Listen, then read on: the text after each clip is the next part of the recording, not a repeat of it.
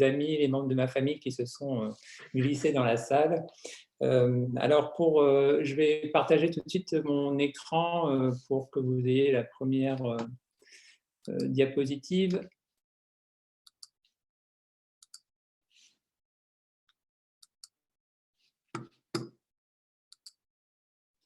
Alors, je vous propose donc une communication sur le corps empêché, le non-vêtement professionnel féminin en France, de la fin, alors j'avais prévu fin 19e, début 20e siècle, mais pour allonger mon propos, j'ai fait quelques écarts et je suis venu jusqu'au 21e. Alors, pour commencer, je vous propose de vous emmener dans les années 1910. En effet, la place des femmes au travail et leur tenue ont fait l'objet de nombreuses représentations iconographiques. Et ici, vous avez deux documents qui sont issus du journal satirique La Baïonnette du début de l'année 1915. Alors, le premier dessin, c'est un dessin d'Emmanuel Barcé qui présente un soldat dans une scène d'intérieur. On ne sait pas s'il est sur le front ou à l'arrière. Toujours est-il qu'il est en tenue militaire, il effectue la vaisselle, une tâche banale traditionnellement féminine. Vêtu d'un tablier, l'artiste fait dire à son personnage « Ma femme, elle, fabrique des obus ».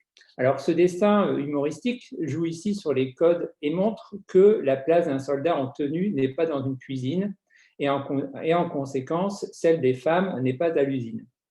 Alors, l'autre dessin, qui a été exécuté par Fabiano, toujours dans la même revue, eh bien, met en scène une femme occupant la place du gardien de la paix. Alors, en haut talon et en jupe très courte, la femme n'est pas représentée au travail, mais plutôt dans une tenue de déguisement. Cette tenue ne lui permettra pas de s'imposer d'ailleurs, ni d'imposer une quelconque autorité, ni d'assumer un tel travail d'homme en l'occurrence. Alors, ces images mettent en scène la subversion des normes de genre et la perception qu'en ont les hommes à une époque où les femmes prennent davantage place dans le monde du travail. Alors, de manière générale, à la fin du 19e siècle et au début du 20e siècle, mais un peu plus tardivement aussi, les travailleuses employées dans le monde de l'entreprise n'ont pas de vêtements de travail attribués ou spécifiques, contrairement à certains de leurs collègues masculins qui sont enveloppés d'une tenue plus ou moins adaptée aux conditions de travail. Alors, à une époque où le vêtement de travail s'ancre progressivement dans les pratiques, notamment sous l'impulsion des fabricants, il est intéressant de voir à quel point cette situation inégalitaire crée les conditions de l'exclusion des femmes de certains métiers et empêche l'accès de leur corps à des espaces professionnels jugés inadaptés. Alors, à la fin du 19e siècle et au début du 20e, au moment où il est de plus en plus identifiable en tant que tel, le vêtement de travail a un genre, il est masculin et il nie la réalité du travail féminin. Cette inaccessibilité physique constitue de plus un obstacle symbolique pour le corps des femmes. Ces dernières ne peuvent pas accéder au droit au paraître ou aux insignes et aux signes hiérarchiques, bien souvent affichés sur le corps des travailleurs grâce aux apparences vestimentaires. Alors ainsi, cette analyse entend cerner les modalités, les manifestations et les effets du non-vêtement comme entrave corporelle au travail féminin et au déroulement des carrières féminines. En définitive, l'examen du vêtement personnel féminin et de sa place dans le fonctionnement des entreprises permet de comprendre l'existence d'un corps autorisé sur les lieux de travail, malgré les apparences. Alors, je ne sais pas si vous avez l'habitude d'avoir le plan qui est annoncé de manière académique ou si vous préférez que je vous avance les plats au moment du repas. Je ne sais pas quelle est la norme. Muriel? Alors, la norme, c'est vous qui la définissez, il n'y a pas de norme en particulier. D'accord. Bon, ben, je vais faire découvrir le menu au fil du repas. Alors, dans un premier temps, la question qu'on peut savoir, à la lecture des sources, c'est de savoir, et c'est de se demander d'ailleurs, si les femmes ne sont pas des travailleuses sans vêtements de travail. Et dans un premier temps, on s'aperçoit, lorsqu'on regarde toutes les sources que j'ai consultées, les archives d'entreprise, mais aussi un certain nombre de documents issus de l'inspection du travail ou encore les documents iconographiques qui ont été produits par les fabricants de vêtements, on s'aperçoit que les femmes ont plutôt une tenue invisible, les blanchisseuses, les vachères, les porteuses et toutes les femmes finalement qui sont occupées à des métiers d'appoint à la fin du 19e siècle sont revêtues d'un corsage, d'une jupe, d'un tablier. Je vous ai mis la représentation de Marianne Offray, crieuse de verre d'Alfred Roll, qui dépeint avec beaucoup de réalisme l'une de ces tenues de travailleuse. Marianne porte en effet une longue jupe et une surjupe de couleur loutre ou café, hein, c'est les termes qu'on emploie dans les catalogues des fabricants à l'époque. Elle porte aussi un tablier bleu pâle, retroussé, qu'on appelle aussi devantio, pour former poche, et un haut noir fermé de 3 boutons, recouvrant un corsage clair et un foulard serré. Alors, occupant le centre d'un tableau de très grande taille, hein, le tableau fait 1,82 m de haut, Marianne, quasiment à taille humaine, eh bien, se détache avec une tenue sombre d'un arrière-plan citadin très clair. Le buste est séparé des jambes par le tablier clair porté en ceinture. Et le pas gauche en avant, elle montre des chaussures de fatigue en cuir, aux semelles complètement usées et en partie bâillantes. Alors, par la démarche et la posture, l'artiste montre finalement la fatigue du corps au travail, soulignée par la palette chromatique des vêtements en apparence sales et défraîchis. Alors, en traversant les espaces agricoles et citadins, en traversant surtout les régions rurales et des territoires au tissu urbain assez lâche, finalement, ces femmes endossent des apparences du gagne petit polyvalent qui est occupé par les activités agricoles, artisanales et marchandes traditionnelles. Alors, ces mêmes allures ouvrières ou des travailleuses, on les retrouve sur nombre de clichés qui sont pris à la fin du 19e siècle. Ici, vous avez par exemple une sortie d'usine à Ivry-sur-Seine. On les retrouve aussi sur ces photographies qui ont été prises chez Schneider dans les années 1880. Les ouvrières sont vêtues d'une robe ou d'une jupe et d'un corsage qui, pour la plupart, elles portent aussi un tablier ou une blouse.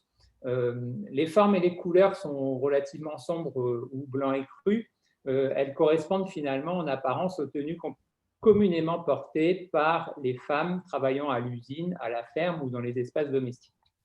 Alors, lorsqu'on regarde les archives des fabricants de vêtements, on s'aperçoit que dans les catalogues, comme celui-ci qui a été édité par la Belle Jardinière en 1913-1914, eh bien qu'il y a un choix relativement, enfin même très limité de tenues pour les femmes.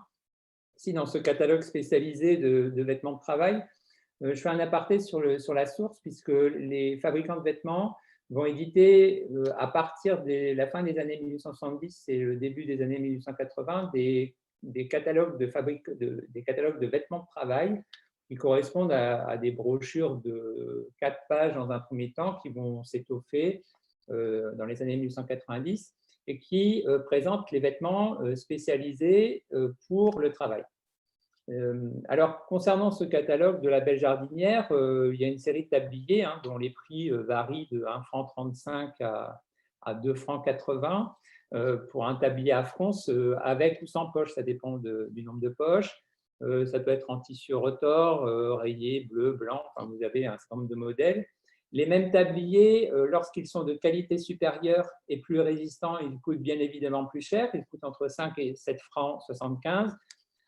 Alors, dit ainsi, ça ne vous parle certainement pas, mais je vais comparer avec quelques éléments de l'époque. Il faut savoir qu'au début de la guerre, l'épouse d'un combattant parti au front touchait une semaine d'allocation de 5 francs et j'ai regardé le loyer que pouvait payer une chef de halte au chemin de fer dans les mêmes années dans la Compagnie du Nord. Elle payait 5 francs mensuels son loyer. Donc, un tablier résistant peut coûter un mois de loyer. Donc, tout ça pour dire que les tarifs pratiqués sont dissuasifs pour beaucoup de femmes qui sont placées dans un dénuement presque total. L'existence d'un marché de la friperie, d'ailleurs, est encore très attractif, ainsi que l'importance des circuits de récupération et de réemploi des tissus permettent de supposer que ces vêtements décrits dans les catalogues n'ont été portés que par une minorité de travailleuses, en tout cas dans un premier temps, les autres utilisant leur garde-robe habituelle. Alors, en quelque sorte, ces femmes sont oubliées des vestiaires, c'est l'objet de mon deuxième point, puisque imposée, fournie, prescrite ou au contraire laissée l'appréciation du personnel, La tenue vestimentaire au travail, c'est la manifestation visible du statut qu'on accorde aux hommes et aux femmes dans les entreprises. Et il s'avère que ce vêtement de travail, c'est le reflet de la position occupée plus largement par ceux-ci dans la société française. Et lorsqu'on regarde les règlements d'atelier ou d'usine, les premiers règlements spéciaux qui sont établis avec des normes vestimentaires claires pour des métiers ou pour des activités professionnelles apparaissent à la toute fin du 19e siècle. Or, ces règlements spécifiques concernent davantage les hommes que les femmes. En effet, ces textes proposent des mesures pour des professions qui sont traditionnellement réservées aux hommes, qui occupent des métiers difficiles et dont l'accès est restreint ou interdit aux femmes. D'ailleurs, faute de vêtements appropriés, et j'ai un certain nombre d'exemples pendant la Première Guerre mondiale, il y a même des femmes qui ne portaient pas de blouse, faute de moyens, ni de vrais tabliers de travail. Elles utilisaient un sac en toile qui était attaché à la taille pour en faire un vêtement protecteur. Alors, si on regarde dans la sphère publique, l'État prescrit aussi des tenues dont les formes et les fonctions sont quasiment toutes pensées au masculin. Les règlements habillent les hommes et ils ignorent les femmes au travail dans les grandes entreprises où l'État intervient à la fin du 19e siècle. Si on prend l'exemple de la Compagnie des chemins de fer du Nord, alors je reviens sur mes exemples, évidemment, je ne peux pas faire un état des lieux de toutes les situations, il y en a des milliers de situations, j'ai pris quelques exemples pour essayer de dégager les principales problématiques concernant ce sujet. Alors, pour revenir à la Compagnie des chemins de fer du Nord, ici, vous avez un exemple de tenue du personnel de service de l'exploitation, vous avez une tenue des conducteurs de train. Il s'avère qu'en 1883, ils ont réformé les tenues vestimentaires des agents. Ce texte recense l'ensemble des catégories d'agents pour lesquels une tenue d'uniforme est imposée pendant le service ou pour lesquels on doit leur faire porter un vêtement de travail. Et il s'avère que le règlement fait 35 pages, il concerne 46 corps de métier et sur ces 46 corps de métier, on ne trouve aucune femme. Ce ne sont que des vêtements qui correspondent à des casquettes ou des képis. Il y a la veste, le paletot ou le pantalon d'uniforme qui sont tous par excellence à l'époque des vêtements masculins. Et le bourgeron ou le pantalon qu'on trouve aussi dans les ateliers pour les ouvriers ne sont pas confiés aux femmes.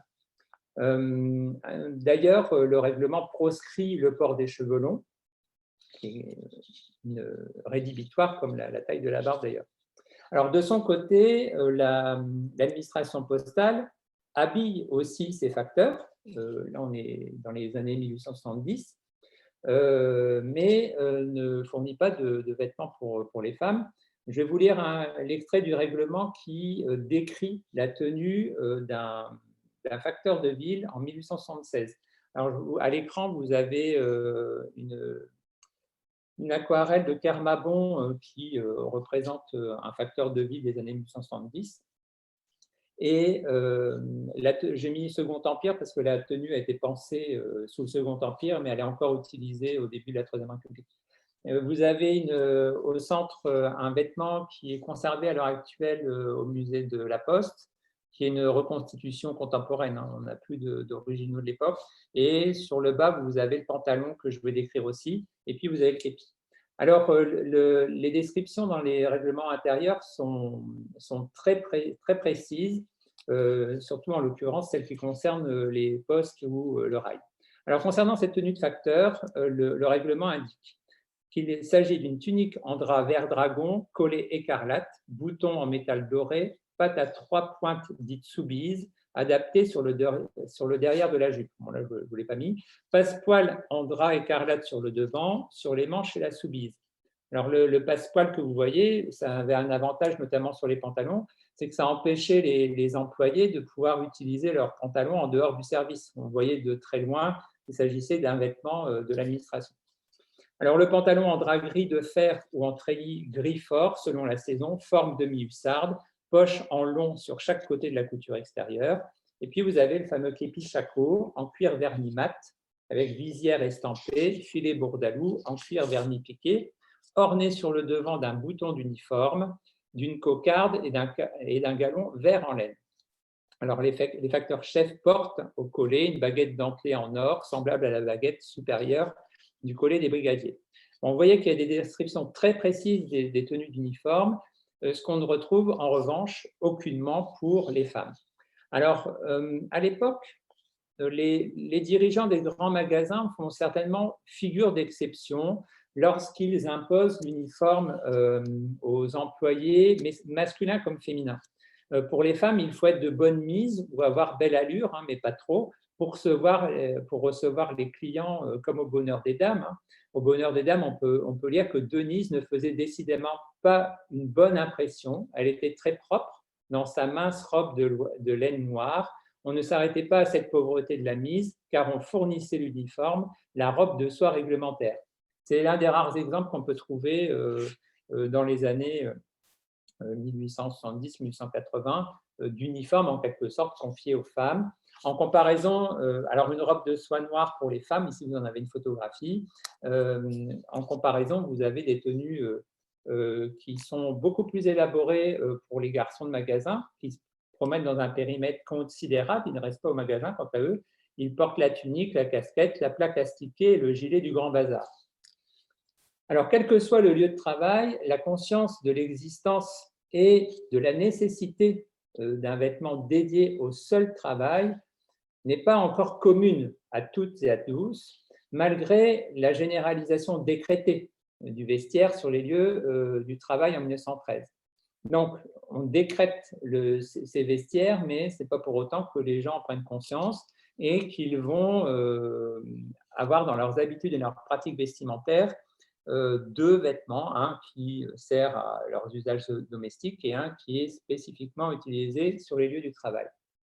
Alors, comment expliquer finalement cette différence de traitement entre hommes et femmes? Il y a certainement des normes qui expliquent. Alors, je ne sais pas s'il y a peut-être le curseur, là, le bandeau qui apparaît sur le titre. Ce troisième point dans cette première partie, c'est la question des normes de la distinction. En effet, il y a les normes de la distinction entre les tenues des hommes et des femmes reposent sur des schémas socio-professionnels qui ont été mis en place et qui excluent très généralement les femmes du vestiaire professionnel, puisque le travail des femmes est avant tout déconsidéré socialement et il est aussi déconsidéré professionnellement dans nombre d'emplois. Alors, les objets textiles sont une réponse à un ensemble de principes stéréotypés qui sont établis sur des critères économiques, sociaux, politiques et moraux, qui sont produits par la société française et qui sont même institutionnalisés par l'État. Il faut savoir que le travail féminin, temporaire, passager, transitoire, mineur, ne mérite pas une traduction vestimentaire. C'est l'esprit de l'époque. Ces idées traversent diversement les milieux sociaux dans les dernières décennies du XIXe siècle, mais elles correspondent aussi aux idéaux portés par la République. La femme mère doit être protégée par les lois, comme celle du 3 novembre 1892, qui porte sur le travail des enfants, des filles mineures et des femmes dans les établissements industriels. Les républicains sont d'ailleurs partisans, pas tous, mais ils sont partisans de la réglementation du travail des femmes. Ils font l'apologie de la maternité pour les soustraire le plus possible au lieu du travail, comme par exemple en 1888, lors de débats parlementaires, en affirmant que la femme a été créée pour être mère. Son devoir l'appelle au foyer domestique. Les travaux qui l'en l'éloignent et qui, par leur caractère, s'opposent à son développement, doivent lui être interdits. Alors, cette appréhension du travail féminin s'est traduite par la mise en place d'un congé maternité, c'est la fameuse loi Enguerrand de novembre 1909, congé maternité rémunéré à partir de 1913 avec la loi Strauss. Et la même année, en 1913, l'État va créer une nouvelle catégorie légale, celle des familles nombreuses, en accordant une allocation annuelle pour aider les familles indigentes de 4 enfants ou plus. Bon, il s'agit aussi sur le temps long, dans une conception patriotique, d'augmenter les effectifs de l'armée pour faire face aussi à la hausse de la natalité à l'étranger. Donc, quoi qu'il en soit, pour revenir à nos histoires de vêtements, tout en reconnaissant le travail féminin, cette législation minimise le rôle professionnel des femmes au regard de leur fonction de mère. Cette déconsidération ou ces déconsidérations ont un impact sur la constitution des garde-robes dans le monde professionnel, c'est évident. Alors, au service des postes, l'administration attribue, par exemple, des capacités physiques supérieures aux hommes. Et là, c'est encore une norme de la distinction. L'administration va attribuer des capacités physiques supérieures aux hommes et leur réserve certains postes, alors qu'elle n'habille pas du tout les femmes, car elles sont prétendument incapables d'assurer des tournées de facteurs, par exemple. Alors, lorsqu'on regarde les dossiers de candidature pour être facteur, ces derniers laissent apparaître très clairement ces idéaux républicains vers lesquels les prétendants doivent tendre et pour lesquels ils sont recrutés. Alors vous avez, au moment de la constitution de votre dossier de candidature, une enquête qui est réalisée sur la famille, c'est le préfet qui la commande ou des agents à un échelon inférieur. Toujours est-il que le préfet va réaliser une enquête sur la famille. On va étudier les antécédents et l'attitude politique de chaque candidat, comme le montrent tous ces dossiers. Et les profils retenus pour assurer les tournées de facteurs sont assez intéressants. Alors, par exemple, j'ai relevé en 1887, il y a un boulanger, je ne vais peut-être pas donner les noms, mais encore que c'est des boulangers du Pas-de-Calais. Alors, il y a Camille Masson, il y a un journalier qui s'appelle Omer Delmotte, prénom qui ne se donne plus des masses. Le cultivateur Jules Martin aussi, qui sont recrutés comme facteurs ruraux après avoir été recommandés par un élu politique et surtout après avoir accompli un service militaire. En effet, les hommes, enfin, les individus qui ont servi dans l'armée sont recrutés en priorité, tout simplement parce qu'ils sont jugés plus obéissants et plus fidèles. Ils sont recrutés en priorité, puis exclusivement à partir de 1905, il y a une loi qui demande à l'administration de recruter des civils, de recruter des anciens militaires avant de recruter des civils. Alors, ils sont jugés dignes de revêtir l'habit qui est proposé aux agents par l'administration postale. Vous les avez ici, l'habit par excellence de la promotion postale, c'est la blouse. Vous quittez votre condition de paysan et vous quittez la blouse du paysan pour endosser la blouse du facteur qui a un collet écarlate. Donc, on endosse, c'est en quelque sorte une promotion passée par l'administration postale. Ces dossiers de recrutement montrent aussi qu'avec l'uniforme, l'État va intégrer à la nation et fait adhérer à la République tous ces paysans et ces ouvriers qui n'ont pas eu un comportement séditieux ou hostile au régime. Donc, on a une idéologie républicaine en quelque sorte qui va renforcer l'idée que le monde professionnel est masculin et maintient les femmes dans leur rôle traditionnel à travers leur figure de mère et d'épouse en les excluant du vestiaire professionnel. Alors, dans ce système de représentation socio-économique, les vêtements créés pour le travail présentent naturellement et essentiellement des formes adaptées au corps masculin à la fin du 19e et au début du 20e siècle. Dans les cuisines, par exemple, les employeurs préservent en apparence les métiers de bouche traditionnellement réservés aux hommes en fixant des normes vestimentaires masculines. Ici, vous avez un exemple de cuisinier qui pose, évidemment, il n'est pas en train de faire de la cuisine. Tout le monde, à l'arrière-plan, fixe l'objectif du photographe.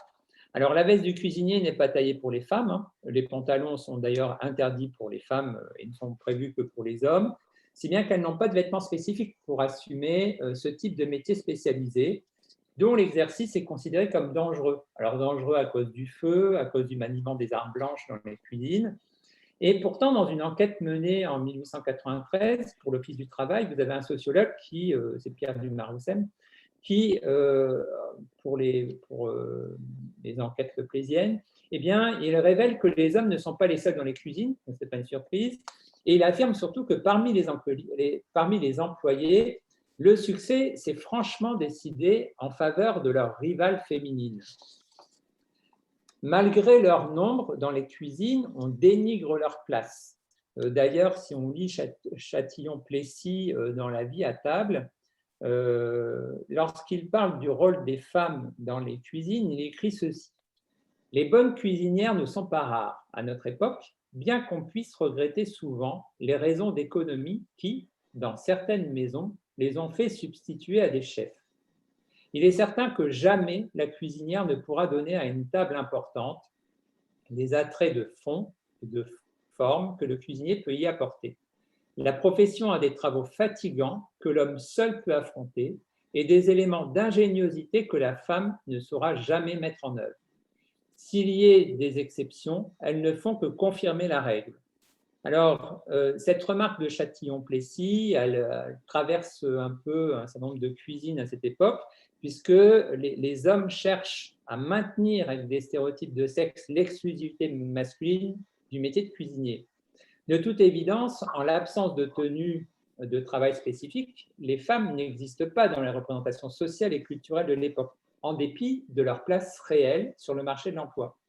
L'habit du cuisinier est une tenue d'homme et n'existe que pour les hommes. Les femmes, quant à elles, eh bien, doivent revêtir un vêtement hybride, ordinaire ou plus banal, qui finalement les renvoie à des tâches subalternes. Alors, il n'empêche que, en réalité, les premiers étoilés du guide Michelin, le guide Michelin donne les premières étoiles en 1932-1933, ce sont des femmes. Vous avez Eugénie Brasier ou Marie Bourgeois qui sont les premières étoilées du guide Michelin. Et ici, vous avez Marie Brasier à l'écran. C'est une photographie des années 1950. Et vous remarquerez qu'elle ne porte pas de veste de cuisinier. Elle a une blouse blanche, boutonnée évidemment, mais on n'en est pas à la tenue des hommes. Bon, il s'avère qu'il y a quand même aussi, du point de vue de l'appellation, un maintien des femmes dans un rôle autre que celui de chef, puisque un homme, on l'appelle un chef, et les femmes dans les cuisines, ça s'appelle des mères. Ici, vous avez par exemple la mère Brasier. Alors, face à ces considérations, l'existence d'un vêtement professionnel féminin paraît impossible. Et ça va être l'objet de ma deuxième partie. Après, ces travailleuses sans vêtements de travail, on va se demander dans quelle mesure, finalement, le vêtement professionnel féminin relève de l'impossible. Et je vous propose, dans un premier temps, eh bien, d'aborder la question des inégalités du trousseau et de les mettre au regard des stéréotypes de sexe qui circulent ou qui président à l'organisation des vestiaires à cette époque. Alors, dans l'organisation des entreprises, les tâches et les fonctions assumées par les travailleurs constituent le principal mobile avancé par les patrons pour habiller leur personnel, lorsqu'ils décident d'imposer, de prescrire ou de conseiller une tenue aux salariés, ce qui n'est pas toujours le cas évidemment. Alors, la répartition des tâches au sein des entreprises s'appuie sur une forte dichotomie qui sépare les fonctions masculines des fonctions féminines, une dichotomie qui est fondée sur des normes de genre et des stéréotypes dont l'habit devient la traduction, voire l'instrument de pérennisation. Alors, à la fin du 19e et au début du 20e siècle, les vêtements professionnels semblent vraiment être la manifestation visible des représentations sociales codifiées et de ces stéréotypes qui assignent les rôles et les places de chacun et de chacune dans les mondes du travail.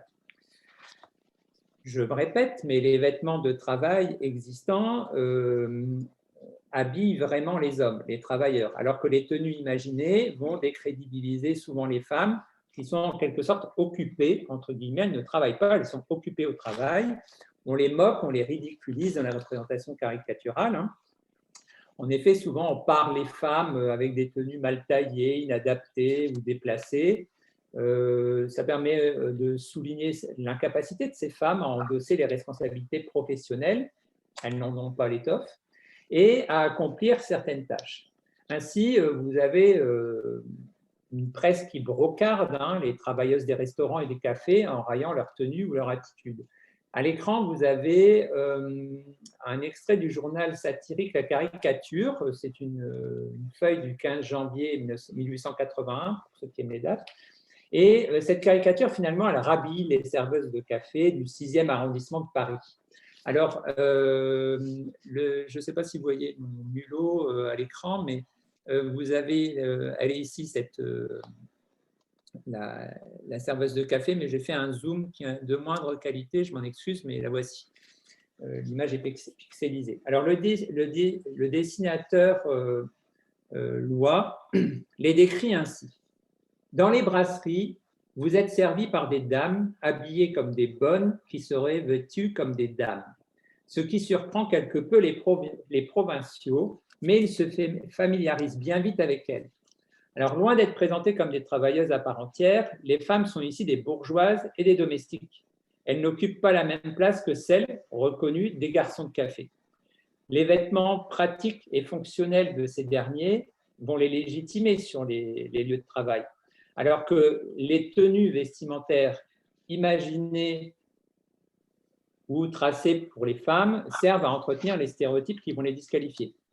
Alors, l'auteur utilise pour cela la confusion des genres en brouillant les limites qui séparent les milieux domestiques des espaces professionnels. Il dessine ce que les moralistes du XIXe siècle, finalement, peuvent penser du travail des femmes. On a le dictionnaire des professions de Charton qui s'en fait d'ailleurs l'écho. Dans la préface de ce dictionnaire, Charton énonce d'ailleurs les ressorts de la transmission des professions dans les familles. Il dit ainsi: « Heureux le jeune homme qui, sans indécision, sans lutte, est conduit naturellement, presque sans y songer, à continuer la profession de son père. Témoin, dès son enfance, des travaux qui deviendront les siens, initié insensiblement au devoir de son état par tout ce qui se passe sous ses yeux, par les conversations même de la famille, guidé dans son noviciat par l'expérience paternelle, il succède à des relations toutes formées, à une estime, à une confiance acquise par une longue vie d'honnête labeur. » À l'époque, une femme peut-elle être reconnue comme une travailleuse en étant employée hors de la sphère domestique avec une telle pensée? C'est la question qu'on peut se poser. Si on reprend toujours le dictionnaire de Charton, la notice sur la profession des femmes renseigne sur les stéréotypes existants et sur leur contribution au placement des femmes dans le monde du travail.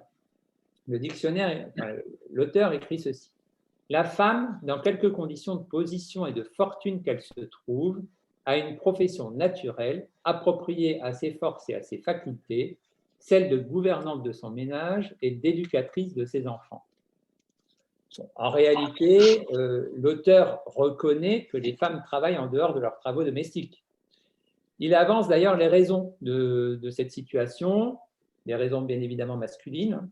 Les revenus insuffisants du mari, première raison. Deuxième raison, l'incapacité physique de celui-ci.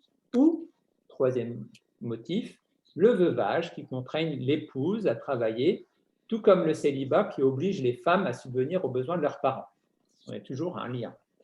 Édouard Charton préconise alors la couture, parce qu'elle exige, dit-il, le moins d'apprentissage possible ou n'en exige pas du tout. D'autant que l'aiguille est là, n'est ni rare ni chère, ne réclame ni force ni savoir, ne demande que des doigts agiles et de bons yeux. Oubliez que quelques années plus tard, les travaux de couture seront obligatoires à l'école gratuite, laïque, et imposée par la Troisième République. Alors, pour l'auteur, 2/3 des jeunes filles veulent être couturières pour pouvoir rester près de leur mère et travailler à domicile. Enfin, en tout cas, c'est ce qu'il affirme, mais il ne cite pas ses sources. L'auteur pense aussi que si elles travaillent à l'usine ou à l'atelier, c'est pour l'appât du gain. Une idée qui va traîner pendant des décennies, puisqu'on va le retrouver pendant la Première Guerre mondiale. Alors, selon les contributeurs au dictionnaire, on enlève les femmes au foyer domestique et on les arrache à leur vocation naturelle, à savoir la garde des enfants, la tenue de la maison. Alors, dans ce contexte, les femmes semblent être exclues de ce vestiaire professionnel, et c'est l'objet de mon deuxième point. On peut se demander finalement si ce sont des exclus aux apparences masculinisées. J'ai commis une erreur dans mon titre, des exclus aux apparences masculinisées. D'ailleurs, ce qu'on peut se demander. Alors, faute de vêtements taillés pour leur corps, les femmes enfilent des habits pensés et taillés pour des corps masculins. Alors, il y a un certain nombre d'exemples, j'en ai pris 2 ou 3. En effet, il y a une vision très masculinisée des professions, je me répète peut-être, mais c'est une réalité, qui a conduit les employeurs et leur personnel à fixer des silhouettes du travail avec des normes masculines. Alors ici, vous avez des exemples de mineurs. Et à la Compagnie des mines d'Anzin, par exemple, la direction fournit dans les années 1970-1980 le premier habit uniquement aux garçons qui sont admis à la descente. Dans cet univers très masculinisé, la compagnie minière ne dote pas les filles ni les femmes d'une quelconque tenue, alors qu'elles travaillent à la mine. Certes, elles ne descendent pas au fond, mais elles travaillent sur le carreau. Alors, dans Germinal, à l'exception de la barrette, j'ai mis une image de Roger Violet, là, une carte postale pour que vous voyez à quoi ressemble la barrette si jamais vous en aviez égaré sens. C'est un chapeau plat en cuir bouilli à large bord, hein, qui sert de casque, notamment dans le Pas-de-Calais. Alors, à l'exception de la barrette, dans Germinal, Catherine porte la même tenue que les hommes. Il est écrit d'ailleurs, l'artiste le dit, du reste, Catherine fut prête la première. Elle enfila sa culotte de mineur, passa la veste de toile, noua le béguin bleu autour de son chignon et, dans ses vêtements propres du lundi, elle avait l'air d'un petit homme. Rien ne lui restait de son sexe que le dandinement léger des hanches.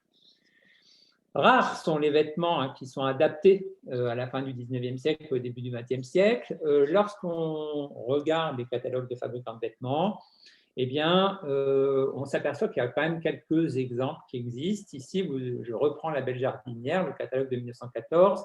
Eh bien, la Belle Jardinière donne la possibilité aux femmes d'acheter une blouse d'atelier, cette fameuse blouse d'atelier pour dames. Mais la rubrique du catalogue occupe moins d'un cinquième de page sur un catalogue qui en fait 24. Donc, c'est le seul modèle qui existe. Le reste, c'est pour les hommes. Enfin, après, vous avez des tabliers femmes et des blouses classiques, comme celle que je vous ai présentée tout à l'heure.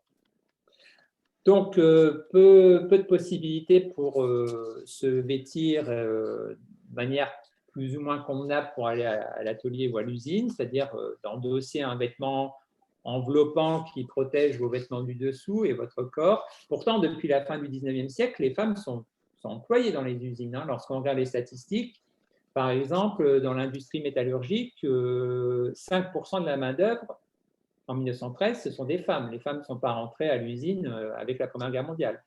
Lorsqu'on regarde du côté de l'industrie de l'alimentation, il y en a plus de 35 000 qui travaillent en 1901 dans cette industrie, et dans l'industrie chimique, il y a plus de 12 000 femmes qui travaillent dès 1901, au recensement de 1901. Alors, dans les usines, face à cette situation, eh bien, on fait avec les moyens du bord. On enfile les vêtements disponibles. Ici, vous avez une des rares photographies que j'ai pu consulter, qui est publiée dans le livre de Juliette Rennes, une photographie qui est prise en 1914, juste après les débuts de la guerre. Elle a été prise en novembre ou décembre. Et on s'aperçoit que cette carte postale qui a été envoyée par le patron à sa fille, il l'écrit derrière. Hein, il écrit « Vois-tu ma fille ?» Je ne sais plus comment il a formulé précisément, mais j'emploie des femmes comme remplaçantes. Et c'est le patron là, qui envoie cette carte postale, eh bien, l'a fait prendre cette photographie transformée en carte postale. On s'aperçoit qu'il y a 12 femmes hein, et 3 hommes qui posent et fixent l'objectif, ils ne sont pas en train de travailler, elles sont juste en train de poser. Alors les cheveux sont attachés ou probablement coupés à la garçonne, pour certaines, et elles ont pour la plupart une robe ou une blouse ou un tablier. Néanmoins, on peut s'apercevoir qu'il y a la présence de moins de 2 femmes en combinaison. Vous avez d'ailleurs la jeune femme qui est ici au premier plan, à la droite de l'écran, qui est assise à l'établi. Et vous avez aussi la jeune femme qui est debout au centre, derrière l'établi. Eh bien, ces deux individus endossent une combinaison d'hommes. D'ailleurs, la femme au premier plan porte une tenue qui est loin d'être ajustée hein, et qui ne correspond pas aux images idéalisées qui présentent les femmes séduisantes, charmeuses, dans une combinaison saillante et qui pourrait plaire aux hommes, même au travail. En effet, il y a une préoccupation majeure à cette époque, c'est la question du remplacement. Lorsque les femmes doivent remplacer les hommes partis au front sur des postes qui sont traditionnellement réservés au personnel masculin, eh bien, l'image d'une femme qui perd sa féminité en portant de tels habits de travail, qui endosse finalement des formes masculines, eh bien, cette image de perte de féminité, elle va se diffuser. les critiques des femmes qui se virilisent ou qui se masculinisent en occupant les postes des hommes partis combattre ont été nombreuses au moment du durcissement du conflit et de son allongement. On n'en est plus à août 1914. Alors, cette peur des hommes se fonde notamment sur l'apparence vestimentaire, évidemment, et il y a un certain nombre de critiques. Alors, je vous ai mis ici une caricature de la baïonnette qui est plutôt connue, mais Jean Guillemot, sous son coup de crayon, eh bien, dans ce numéro consacré aux usines de guerre, eh bien, il représente une femme en combinaison bleue, à l'instar de son collègue masculin. Le pire, c'est qu'il lui fait adopter une posture masculine au comptoir d'un café, avec un verre à la main et une cigarette aux lèvres, comme si cette nouvelle tenue influençait son comportement.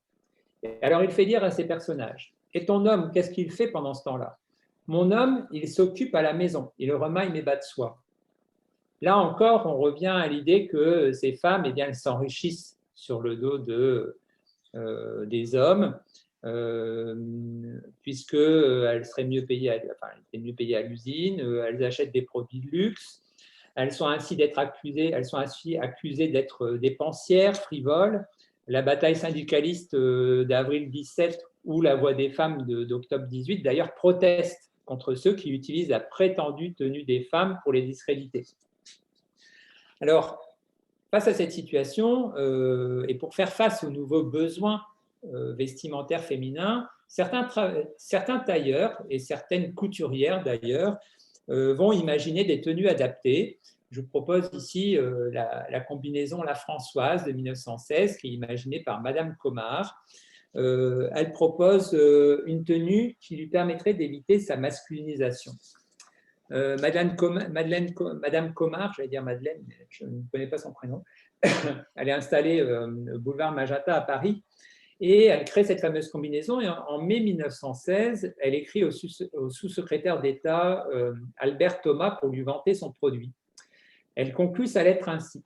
Le rêve serait certainement de voir les industriels faire les premiers les frais d'habillement de leur personnel féminin. Souhait qui est repris par le comité du travail féminin 2 mois plus tard. Alors, pour appuyer sa requête, elle joint le prospectus, et là je vous ai mis le dessin, et sur ce prospectus, elle décrit sa tenue. Je vous lis son texte. La femme à l'atelier. Quoi de plus impropre que la jupe et les dessous usuels pour la femme occupée dans l'usine de guerre ? La guerre, en appelant la femme à l'atelier, a nécessité un costume en rapport avec les travaux auxquels elle doit se livrer. Sans parler de lui faire porter le pantalon d'homme qui n'a rien d'esthétique, la femme peut, dans le vêtement que nous préconisons, conserver la coquetterie inhérente à son sexe. Bon, après, elle détaille les systèmes de boutonnière, de fermeture, de serrage au niveau des poignets, etc. Et puis, les facilités pour aller aux commodités. Bon, cela dit, cette combinaison, elle semble pratique et fonctionnelle, tout en respectant les formes corporelles féminines. Et surtout, cette couturière, elle s'est inspirée de la mode d'avant-guerre. Et on est en 1916, mais elle reprend en quelque sorte la jupe culotte qui a fait scandale aux courses d'Auteuil quand elle est apparue en 1910-1911 sous les ciseaux de la maison Béchoff-David. Alors, cette tenue a été la tenue Comard, là, c'est la première marque déposée de vêtements de travail féminins pendant la Première Guerre mondiale à l'INPI, d'après tous les brevets que j'ai pu et les marques déposées que j'ai pu étudier. Alors, une photographie prise en 1917, que vous avez ici à l'écran, eh bien, permet néanmoins de confirmer l'existence de ce type de combinaison. Ce n'est pas simplement une tenue de papier. Il y a une combinaison pour femmes qui est sortie, qui est sur le modèle. Ici, vous avez, c'est l'un des albums photographiques de la Société des automobiles de La Haye, collaboration des femmes à la défense nationale. Il y a un cliché qui a été pris dans la salle de presse à emboutir les ébauches d'obus. Et on peut identifier au moins 3 femmes qui ont cette combinaison. Alors, celle qui est face à vous, là, qui tient à l'horizontale un objet, celle-ci qui est bien apprêtée, je me demande si ce n'est pas la fille ou quelqu'un qui a un lien familial avec le patron, puisqu'il suffit de regarder l'état de ses chaussures.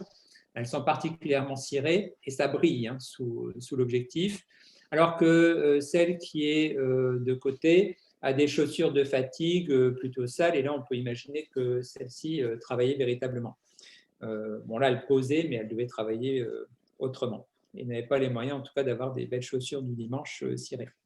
Bon, toujours est-il que ce type de modèle existe et est distribué.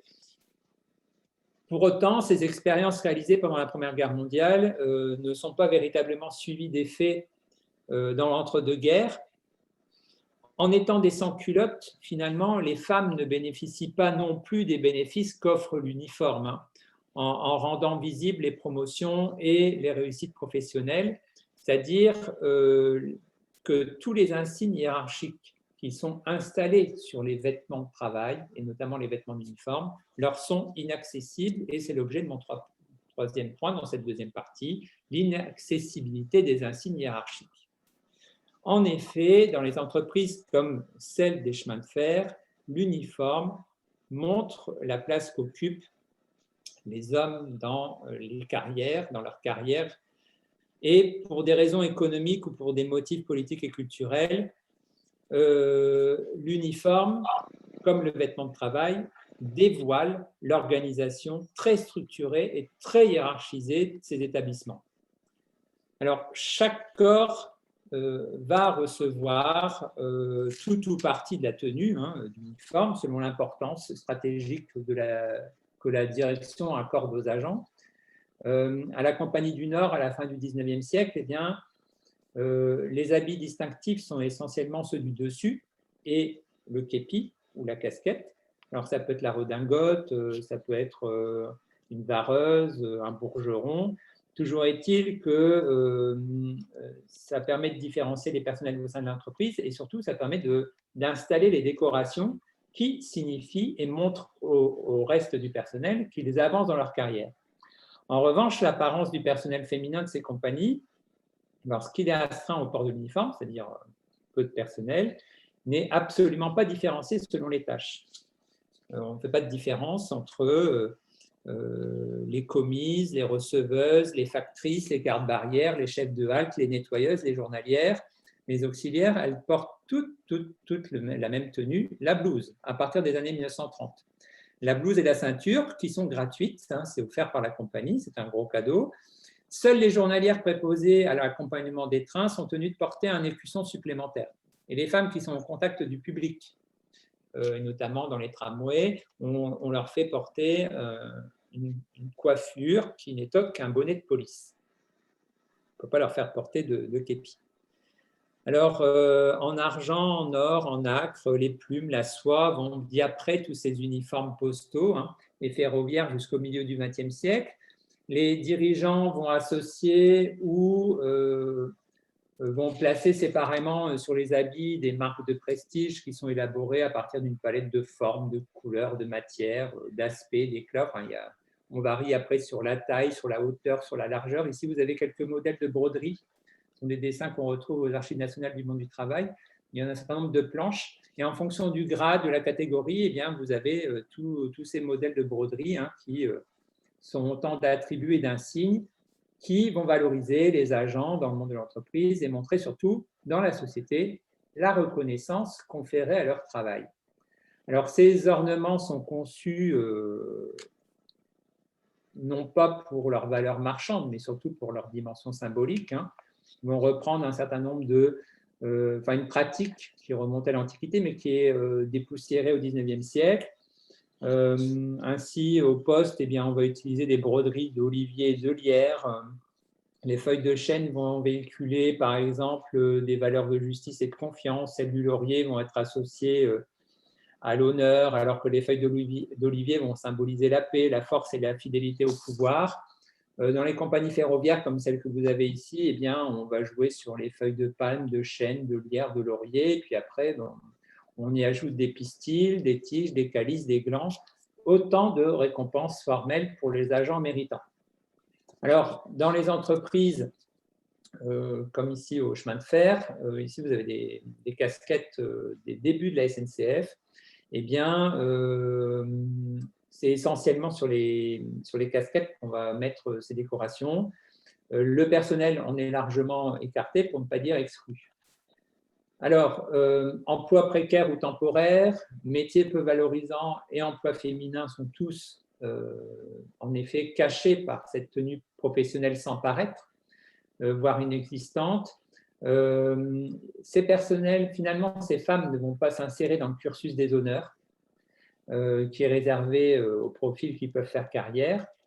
Et puis, lorsqu'on regarde les profils qui sont employés, par exemple, dans les entreprises ferroviaires, il y a la question des couples hommes-femmes, qui pose d'ailleurs la question du maintien ou non des épouses sur leur poste en cas de mutation du mari. Dans les années 1920, par exemple, les dirigeants considèrent que la carrière masculine prime sur la place qu'occupent les femmes dans les services ferroviaires. De toute façon, les femmes sont essentiellement garde-barrière. Vous avez une très belle gravure ici pour une chansonnette. Les époux gagnent les galons, les femmes, quant à elles, au mieux, sont vêtues d'une blouse d'uniforme et ne peuvent pas prétendre à ces galons. Alors, ces distinctions génératrices de prestige existent pourtant à l'égard des femmes, hein, même si elles sont ténues et ne tiennent finalement, voire littéralement, qu'à un fil. Dans les années 1930, dans les compagnies de chemin de fer, c'est sur le bonnet de police pour les personnels qui sont en contact du public qu'il y a les lettres PLM, par exemple, pour la compagnie de chemin de fer qui va Paris-Lyon à la Méditerranée. Eh bien, les lettres sont brodées en fonction du grade. Vous avez du coton perlé rouge ou blanc, et puis après, vous utilisez du fil d'or ou du fil d'argent. Enfin, du fil d'argent ou du fil d'or, parce que c'est la gradation, hein, c'est rouge, blanc, argent et or, pour montrer finalement une avancée dans la carrière et une augmentation de salaire. Alors, au service postal, qui est bien plus féminisé que le monde ferroviaire, les travailleuses vont accéder bien plus tardivement à ces hiérarchies, à ces éléments honorifiques et à ces broderies. Enfin, non pas aux broderies, parce qu'elles sont supprimées au moment où ils y accèdent, il faut attendre 1980. Les agents féminins obtiennent pour la première fois en 1980 2 insignes métalliques amovibles qui portent la marque de l'administration, qui sont fixés obligatoirement sur la poche de poitrine pour permettre de distinguer le niveau hiérarchique de l'agent. Donc, c'est une dorure ou de l'argent. Il s'avère que c'est une mince conquête à une époque où ces ornements ont beaucoup moins d'importance pour les hommes. D'ailleurs, à un moment où on les fait disparaître pour les hommes. Parce que les broderies disparaissent, les étoiles, les galons, etc. à cette époque-là. Et c'est le moment où les femmes commencent à y avoir accès. C'est d'ailleurs le dernier point et la question que je me pose en grand 3. Finalement, ce vêtement professionnel féminin relève-t-il d'une conquête des droits au paraître? Alors, dans cette conquête des droits au paraître, il faut bien avoir à l'esprit que face à l'inexistence de vêtements fournis ou de compensations financières attribuées, eh bien, le droit au paraître devient un enjeu dans des entreprises qui, finalement, génèrent des combats protéiformes. À la fin du XIXe siècle, les principales doléances liées aux vêtements sont le fait, effectivement, de ces personnels temporaires, journaliers, auxiliaires, à l'avenir incertain. Et souvent, les femmes obtiennent parce qu'il y a aussi des auxiliaires hommes qui réclament à ce moment-là. On essaye d'abolir en quelque sorte ces différences. Alors, faute de pouvoir obtenir le vêtement, on réclame d'abord des indemnités. Et c'est l'objet de mon premier point, les fameuses indemnités de chiffon. Alors, dans les professions pour lesquelles les avantages vestimentaires sont accordés aux femmes par les patrons, lorsqu'ils existent, eh bien, ces avantages vestimentaires prennent la plupart du temps la forme d'une indemnité de chiffon. Moi, j'appelle ça une indemnité de chiffon. Par exemple, dans les années 1890, dans les boulangeries parisiennes du boulevard Saint-Germain, eh bien, les vendeuses de pain reçoivent un tablier par an. Je vous en ai mis un modèle ici pour voir la grande poche dans laquelle on met toutes les baguettes. C'était juste après l'heure du petit déjeuner, mais ça va bientôt nous amener sur l'apéritif. Et il faut savoir qu'elles reçoivent ce tablier par an, c'est d'une grande générosité. Hein. Je vous rappelle que le tablier coûte ici entre 6,50 francs et 7 francs, c'est un peu plus d'un mois de loyer pour une chef de halte.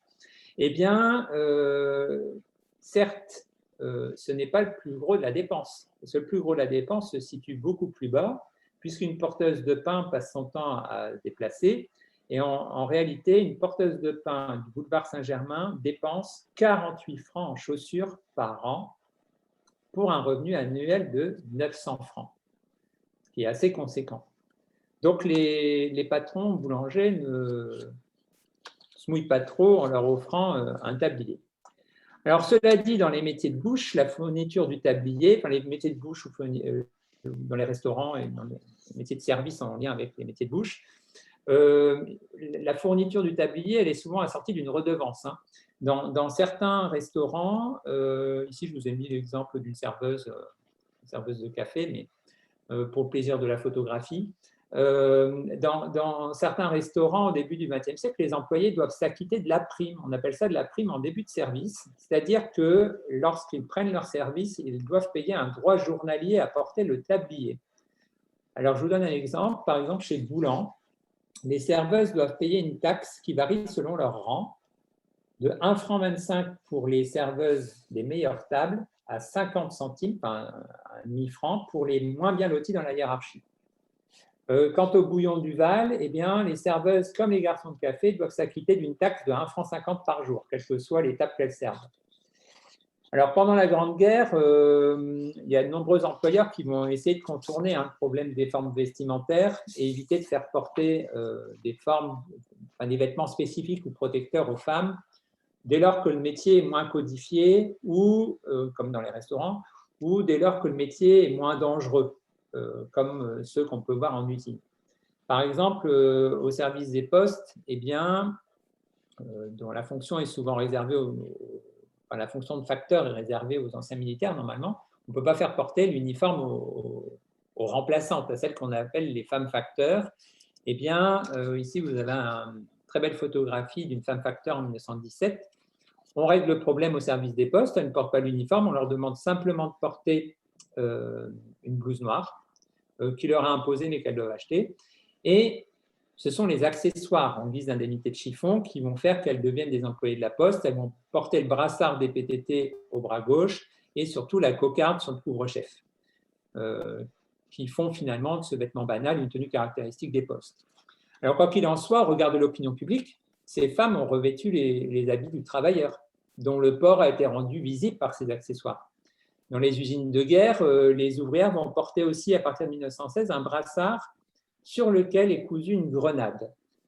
Alors, n'ayant pas d'existence dans le vestiaire de l'entreprise, ces femmes peuvent retourner au foyer avec la blouse qu'elles portaient et qu'elles peuvent réutiliser pour les tâches ménagères. Ça ne pose aucun problème. Le retour à la normale après la Première Guerre mondiale est finalement assez facile à mettre en place, puisque les fabricants de vêtements et le patronat ont réussi à maintenir cet ordre culturel, ne produisant pas d'habits de travail spécifiquement féminins. Le système des codes vestimentaires en vigueur est donc préservé à la sortie du conflit, avec la volonté de maintenir cet ordre social, celui d'avant-guerre, androcentré. Néanmoins, il y a quand même eu des avancées. La femme facteur, par exemple, n'a pas obtenu la tenue professionnelle des hommes. En revanche, elle va rester dans l'administration postale. Et avec une première conquête vestimentaire, c'est l'indemnité pour les chaussures qu'elle réclamait depuis les années 1880. Donc, elles obtiennent cette indemnité pour les chaussures qu'elles réclamaient depuis les années 1880 et en même temps, les auxiliaires hommes récupèrent cette indemnité qu'ils réclamaient aussi depuis très longtemps. Alors, si on regarde du côté de la SNCF, eh bien, c'est bien plus tardif. La conquête des droits et les appels à l'égalité vestimentaire entre les hommes et les femmes vont emprunter aussi le chemin des accessoires en ce qui concerne les vêtements de travail. Alors, c'est assez drôle parce qu'en 1965, je trouve ça drôle, mais en 1965, il y a une première conquête vestimentaire finalement, et c'est ce dessin de la Tribune des cheminots de 1965 qui l'illustre, le libre choix entre les sabots en matière moulée et les bottillons, qui est obtenu par les femmes de ménage auxiliaires effectuant le nettoyage. Alors ici, ce dessin rappelle avec des traits empruntés à la pin-up, sous une coiffure ronde caractéristique de la mode des années 1960, que les femmes occupent des tâches subalternes ou sont naturellement vouées au nettoyage. Alors, cette mention dans la presse syndicale, dont je vous rappelle, le lectorat est très majoritairement masculin, Et l'obtention de ce droit à l'accessoire montre cependant une certaine prise en considération des inégalités. À une époque où la société est quand même davantage sensibilisée aux métiers de femmes. Je vous rappelle que 1965, c'est l'année au cours de laquelle les femmes obtiennent des droits au travail, tels que la possibilité d'exercer une activité salariée sans autorisation masculine de leur père ou de leur mari. D'ailleurs, en parlant d'égalité, va-t-on vers l'égalité vestimentaire? Mon avant-dernier point. L'égalité vestimentaire entre les hommes et les femmes, lorsqu'on regarde, et là je prends l'exemple des postes et du rail, elle n'est soulevée que dans les années 1960-70 ou plus tardivement encore. Alors, pour ces deux exemples, on va commencer par les PTT. En 1956, les PTT vont fournir aux femmes du service général, c'est-à-dire celles qu'on trouve dans les guichets, eh bien, on leur fournit des blouses bleues, dont le col et les poches sont agrémentées d'un passepoil rouge. Peut-être certaines ou certains d'entre vous qui se souviennent de ces blouses qui étaient portées par les femmes de guichet. Moi, je me souviens encore dans les années 80, même si c'était le moment où elles commençaient à disparaître. Et vous avez une postière qui raconte dans sa biographie, dans les années 70, ses impressions sur cette élégance de la blouse au guichet. Alors, je lis ce qu'elle écrit. Elle est blanche pour les hommes et bleue pour les femmes en contact avec le public. Les manutentionnaires, eux, sont dotés de blouses grises. J'ai porté ce vêtement pendant 5 ans, la période pendant laquelle j'étais auxiliaire à banc de Laveline. J'ai cessé de le faire à mon arrivée au chèque postaux puisque je n'étais plus au guichet. Lorsque j'y suis revenu 2 ans après, l'inspecteur ne nous imposait pas le port de la blouse. Je me suis donc empressé de l'oublier totalement, car elle n'était vraiment pas saillante, surtout sur les dames. Nous avions l'allure de vrais sacs à patates ambulants. Alors, l'administration postale tient de toute façon à distinguer l'apparence des femmes de leurs collègues masculins. Au guichet, comme chez les préposés correspondent, ce sont les facteurs et les factrices des années, fin des années 60, 70, 80. Ainsi, dès 1968, les personnels féminins du service de la distribution vont recevoir une coiffure appropriée. On leur met une toque, pas de képi, évidemment. Il est impensable de les coiffer comme les hommes, puisque ça renvoie aux militaires. Et ces préposés doivent même s'imposer avec leurs habits féminins obtenus en 1968. Il n'y a pas d'égalité avant. Il a fallu les premières femmes à vraiment faire la distribution, c'est les années 1880-90, avant la Première Guerre mondiale. Et il a fallu attendre près de 80 ans pour que la factrice soit habillée. Et vous avez une autre factrice qui témoigne. Elle dit en 1976-1977, « Titulaire enfin, depuis quelques mois, non sans fierté, je portais l'uniforme des préposés.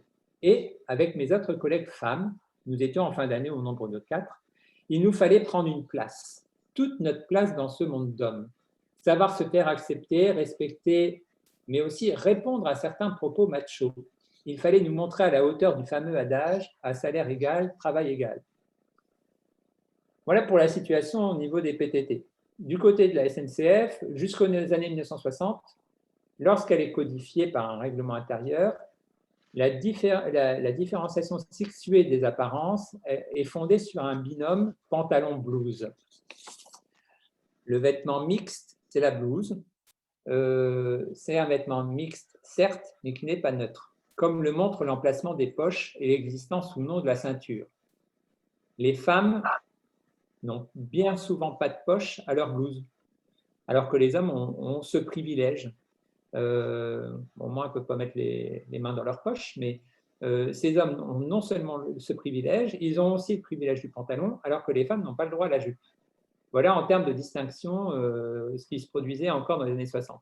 Et la véritable percée du pantalon survient dans les entreprises postales et ferroviaires françaises au cours des années 1960. Après son adoption dans les années 1940-50 aux États-Unis et dans le monde de la mode. Ainsi, en 1961, à l'abri des regards du public, les femmes agents qui travaillent dans les ateliers de la SNCF ont le droit et reçoivent, comme les hommes, des bleus de travail, vestes et pantalons, qu'elles peuvent néanmoins remplacer par une combinaison ou une blouse si les conditions de sécurité le permettent, pour éviter qu'elles portent l'oriflamme masculin du monde ouvrier. Alors, en définitive, les factrices et les agents féminins de la SNCF en contact avec la clientèle vont obtenir respectivement en 1968 pour les factrices et 75 pour la SNCF, le choix entre la jupe et le pantalon. Donc, c'est vraiment dans ces années-là que ça se joue. Et les factrices, ce n'est pas après mai 68, c'est un petit peu avant qu'elles obtiennent ce droit au pantalon. Alors, néanmoins, les inégalités demeurent dans les politiques vestimentaires. Par exemple, à la gare Saint-Lazare, au milieu des années 1980, on se plaint encore des vestiaires qui sont mixtes, alors que il y a un décret en 1913 qui impose la séparation des vestiaires entre hommes et femmes dans les entreprises, et notamment dans les usines, depuis. C'est donc ancien. Et ce qui impose aussi aux femmes de changer chez elles, parce qu'elles ne peuvent pas changer avec la présence des hommes. Alors, dernier point à mon propos, et c'est une question qui finalement ouvre, qui nous amène vers la conclusion. Je me suis demandé si finalement le fait de ne pas avoir de tenue imposée pendant très longtemps, ce n'était pas un pouvoir, le pouvoir des libres apparences. Parce que cette négation du vêtement professionnel spécifiquement destiné aux femmes, il est probablement un atout sur le plan des libertés. Les indemnités longtemps attribuées au personnel postal, par exemple, même si elles ne couvraient pas la totalité des dépenses et impliquaient en contrepartie le port d'une tenue correcte, ces indemnités ont quand même l'avantage d'offrir plus de choix à l'individu que si la tenue était imposée. Finalement, comme les chefs, parce qu'à la SNCF, dans les services postaux, la plupart des patrons ne portent pas l'uniforme. Ils ont cet avantage. En effet, un habit mal taillé, assorti d'étoffes fraîches ou trop empesées, ne manque pas de déranger les salariés. Il gratte, il pique, il démange, il irrite. Donc, si on ne vous l'impose pas, c'est quand même une sacrée chance. Les représentations collectives véhiculent l'idée que l'uniforme, confectionné pour toutes ou n'importe qui, ne peut convenir à une personne dont le corps, unique, évolue avec le poids des années. On en est tous conscients, on le vit tous, et surtout prend des formes que l'on veut souvent cacher. Alors, concilier la norme, c'est-à-dire un vêtement professionnel imposé, avec le confort, qui est subjectif, recherché pour des corps à l'épreuve du travail, c'est une véritable gageure. Et la liberté de nos apparences, c'est peut-être certainement le plus grand pouvoir qu'on puisse avoir dans le monde de l'entreprise. Alors, depuis quelques décennies, les entreprises essayent de jouer là-dessus. Ici, vous avez des tenues qui étaient imaginées pour les postiers de guichet dans les années 1990, où l'entreprise va proposer des tenues d'uniforme dans lesquelles il y a un vestiaire, une panoplie dans laquelle l'employé masculin ou féminin peut puiser et prendre les effets qui l'intéressent dès lors qu'il y a un marquage, une identité visuelle possible, qui est rendue possible. Alors là, vous avez les jeans de la Poste qui sont visibles, reconnaissables à leur aspect et surtout une petite étiquette. À la SNCF, qui est encore tenue à l'uniforme, et bien pareil, depuis une quinzaine d'années, on a la possibilité de puiser dans un répertoire de formes qui est très diversifié, mais qui rappelle en permanence les couleurs de l'entreprise. J'en termine sur cette liberté des apparences et ce pouvoir que cela peut conférer que de pouvoir s'habiller comme on le souhaite, si tant est qu'on puisse le faire. Je vous remercie pour votre attention. Merci beaucoup, Monsieur Brucker. Je vais vous demander peut-être de me repasser la main sur l'écran et Oui. de cesser de partager votre écran. Et donc, on va pouvoir… Normalement, c'est bon, vous avez… Oui, c'est bon, je vous remercie beaucoup. Et on va pouvoir passer aux questions. Alors, comme d'habitude, depuis quelques temps, maintenant qu'on est en visio, c'est merci de mettre vos commentaires, remarques et questions, surtout dans le chat. Et je me ferai le relais. Alors, bon, je vois que déjà certains et certaines, depuis le début de votre intervention, l'ont déjà fait. Alors, j'ai une petite anecdote, c'est que pour la Belle Jardinière, il y avait des ateliers dans le 14e. à l'angle des rues Didot et Alésia. Ça, c'est juste pour nous, 14e, et pour se faire plaisir un peu dans notre arrondissement. Voilà. Alors, il y a eu une question sur les robes des vendeuses du bonheur des dames, mais vous en avez parlé au moment de l'illustration des demoiselles du magasin Au Bon Marché. Voilà, des broderies. Alors, attendez, j'ai ces broderies. Ah ouais, mais c'était pour une diapo bien particulière. Alors, voilà, j'ai une remarque. C'est waouh, les tenues de la Poste de 1998 sont hyper sexualisées, surtout la posture des hommes et des femmes. Merci, super présentation. J'ai appris beaucoup de choses. Autre remarque, merci, super intéressant. Waouh, ça arrive là. Bravo, très bon exposé, merci beaucoup. Donc, que des félicitations. Et bon, bah, maintenant, merci. Et moi, je dis merci à poser des questions. Juste une dernière chose qui est importante pour nous en tant qu'UP14, c'est effectivement, si vous voulez recevoir les infos de l'UP14, merci d'envoyer votre adresse mail à l'adresse Université populaire du 14e que vous trouverez dans la liste des participants. Donc ça, je vous remercie beaucoup. Alors, quelqu'un qui nous fait une remarque à titre d'exemple. En 2021, je fais des inspections sur des sites industriels et il est très difficile de trouver des vestes de taille inférieure à XL. On ressemble à des sacs à patates et on perd en crédibilité. Alors, je pense qu'effectivement, sur les chantiers de BTP et tout ça, c'est pas assez. Les vêtements restent encore très, très masculins, je pense. Il y a des confectionneurs ou des stylistes qui réfléchissent, hein, mais c'est encore à la discrétion d'eux et on trouve pas facilement sur le marché, mais il y a des sites en ligne qui permettent d'acheter notamment les combinaisons, les équipements de protection individuelle qu'on retrouve et qu'on peut utiliser je pense, aux fermes, dans les exploitations agricoles. Il y a un certain nombre de stylistes qui s'intéressent à ces questions-là, mais qu'on ne trouve pas nécessairement dans les catalogues diffusés par les grands fabricants. Il est vrai. Voilà. Alors, si vous voulez maintenant, alors attendez, très intéressant, mais pour l'image 1, en quoi une vendeuse de légumes devrait avoir un vêtement spécialisé? C'était pour présenter une tenue. J'aurais pu prendre, c'est ce que je disais, les vachères. Enfin, j'aurais pu prendre n'importe qui, hein. Mais pour vous dire, de toute façon, il n'y avait aucun vêtement spécialisé pour les femmes à la fin du 19e siècle, mais c'était pour présenter une tenue qui aurait pu être portée par n'importe qui. Ok. Pas. Alors, Jean-Louis, je t'entends. Est-ce que tu voudrais poser une question? Non? Bon. Donc, voilà, maintenant, il faudrait que ça arrive, les questions, pour alimenter le débat. dans la petite heure qui nous reste. Très, très petite heure qui nous reste. Oui, parce que du coup, j'ai grignoté du temps. Non, c'est pas grave, c'est pas grave. Quand les hommes auront-ils le droit de porter la jupe? Ou se tourne-t-on uniquement vers des tenues masculines? Oui, des expériences, notamment dans les pays scandinaves, de port de la jupe. On leur interdisait Bermuda, mais pas la jupe, donc ils portent la jupe, notamment dans les compagnies de chemin de fer. Alors, ça doit être en Suède.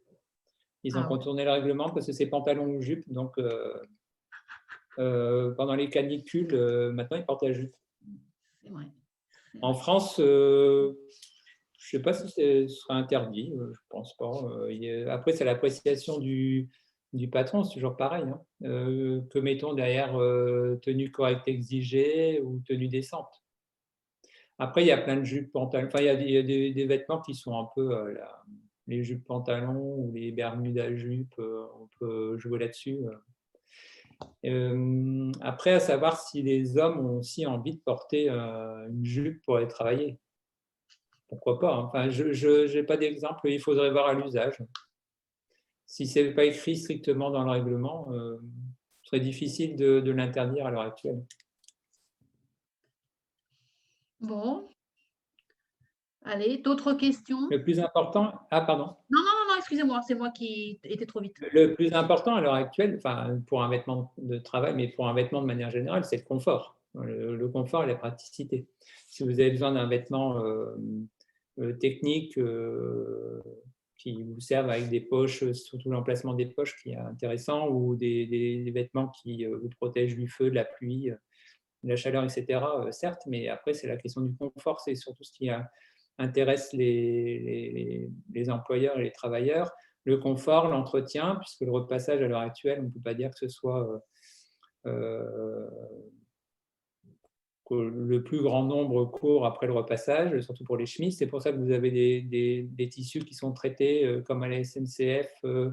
Ça doit être un EasyCare 54 lavages.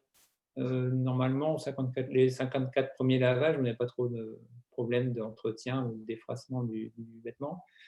Donc, c'est plutôt ces aspects-là qui sont intéressants. Et concernant le vêtement de travail, il ne faut pas que ça s'écarte trop non plus. Il ne faut pas que ce soit carnaval. Vous avez certainement entendu parler des scandales qu'il y a pu avoir avec le vert chartreuse, le violet de Parme pour les tenues SNCF Lacroix au début des années 2000. Et rechigné à le porter parce que ça s'écartait trop du costume l'uniforme costume tel qu'on l'entendait. Parce que le but, c'est aussi de ne pas être trop repéré dans la rue quand vous n'avez pas la possibilité de vous changer. Moi, je n'ai pas envie qu'on me repère en tant que prof dans les transports et dans la rue, et les employés, ceux avec qui j'ai discuté, n'ont pas forcément envie d'être identifiés conducteur de TGV, contrôleur de la SNCF, parce que sinon, ils vont encore entendre toutes les remarques qui sont liées au retard, aux nantis qui peuvent caractériser dans les imaginaires. Alors là, j'ai d'autres questions qui arrivent. Donc, merci pour cette présentation. J'ai beaucoup appris. Vous utilisez majoritairement en exemple des services publics, La Poste, SNCF. Existe-t-il différentes évolutions des tenues professionnelles entre les femmes et les hommes, entre services publics et privés? Que dire de l'émancipation des femmes face au travail dans un cas ou dans l'autre, public ou privé?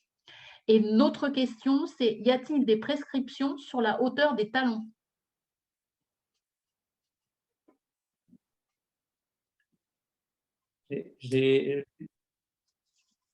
C'est haché, du coup, j'ai entendu un mot sur deux. Ah, alors je suis vraiment désolée. Vous voulez que je vous répète les deux questions? Alors, J'ai rien compris. je ne sais pas quoi vous dire parce que là, toute ma connexion fonctionne. Vous utilisez majoritairement en exemple des services publics. Dans vos images, il y a des services publics. Que du service public. Existe-t-il des différentes évolutions des tenues professionnelles entre les femmes et les hommes, entre services publics et privés? Que dire de l'émancipation des femmes face au travail dans un cas ou dans l'autre, bon, public ou privé? Et l'autre question, c'est y a-t-il des prescriptions sur la hauteur des talons? On a perdu monsieur Brucker ou pas? Oui, j'ai l'impression que nous avons perdu l'intervenant. Ah, bah là.